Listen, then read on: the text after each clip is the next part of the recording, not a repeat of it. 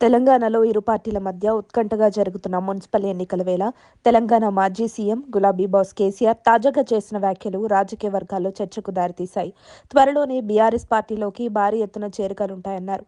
అధికార కాంగ్రెస్ పార్టీ సహా బీజేపీ నుంచి కూడా పాతిక సంఖ్యలో కీలక నాయకులు, వందల సంఖ్యలో కార్యకర్తలు వచ్చి బీఆర్ఎస్ కండువా కప్పుకోనున్నారని ఆయన తాజాగా వ్యాఖ్యానించారు. అయితే కేసీఆర్ మాటల్లో వాస్తవం ఎంత, అబద్ధం ఎంత అనేది పొలిటికల్ సర్కిల్స్ లో ఆసక్తిగా మారింది.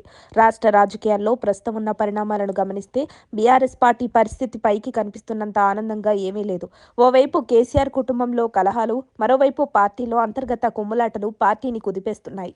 ఈ విషయాన్ని గత నెలలో ఖమ్మంలో పర్యటించిన మాజీ మంత్రి, బీఆర్ఎస్ వర్కింగ్ ప్రెసిడెంట్ కేటీఆర్ స్వయంగా చెప్పారు. అంతర్గత కుమ్ములాటలతో మీరు పాడవడమే కాదు, పార్టీని కూడా పాడు చేస్తున్నారని వ్యాఖ్యానించారు. ఈ పరిస్థితి ఒక్క ఖమ్మంలోనే కాదు, రాష్ట్ర వ్యాప్తంగా ఉంది. ప్రధానంగా గత ఎన్నికల్లో టికెట్లు రాని వారు, ఓడిన వారు కూడా పార్టీ కార్యక్రమాలకు దూరంగా ఉంటున్నారు. ఇక కేసీఆర్ సొంత కుమార్తె కవిత కూడా పార్టీపై తిరుగుబాటు బావుట ఎగురవేశారు. పైగా ఆ పార్టీ నేతలపైనే తరచూ తీవ్ర విమర్శలతో విరుచుకుపడుతున్నారు.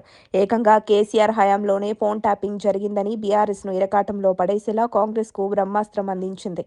మరోవైపు ఎన్నికల ముందు సొంత నేతలు కూడా పార్టీపై ఎంత అభిమానం ఉన్నా సొంత ఖర్చులతో పార్టీని ముందుకు నడిపించలేమని చేతులెత్తేస్తున్నారు. మరి ఇంతగా పార్టీ పరిస్థితి ఉంటే ఇతర పార్టీల నుంచి నాయకులు ఎలా వస్తారన్నది పలువురిలో మొదలవుతున్న ప్రశ్న.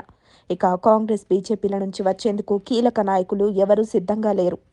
ఏదైనా ఉంటే బీఆర్ఎస్ నుంచే నాయకులు కాంగ్రెస్లో చేరేందుకు చూస్తున్నారు. అయితే ప్రస్తుతం ఈ విషయాలు అధినేత కేసీఆర్కు తెలియంది కాదు. కానీ మున్సిపల్ ఎన్నికల నేపథ్యంలో పార్టీ కార్యకర్తల్లో జోష్ నింపేందుకు ఆయన వ్యూహాత్మకంగా ఈ వ్యాఖ్యలు చేసుంటారని పొలిటికల్ పండితులు చెబుతున్నారు.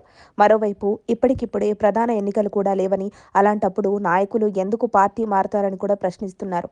అయితే మున్సిపల్ ఎన్నికల్లో అధికార కాంగ్రెస్ ఎక్కువ కార్పొరేషన్ స్థానాల్లో గెలిచి మేయర్ స్థానాన్ని కవసం చేసుకుంటే మాత్రం త్వరలో రానున్న జీహెచ్ఎంసీ ఎన్నికల ముందు బీజేపీ, బీఆర్ఎస్ నుంచి కాంగ్రెస్లోకి చేరికలు భారీగా ఉండనున్నట్లు రాజకీయ విశ్లేషకులు అంచనా వేస్తున్నారు.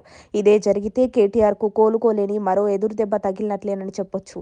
మరి మున్సిపల్ ఎన్నికల్లో భాగంగా జరుగుతున్న త్రిముఖ పోరులో కారు స్పీడ్కు బ్రేక్ వేసి కాంగ్రెస్ ఏ మేరకు విజయం సాధిస్తుందో వేచి చూడాలి.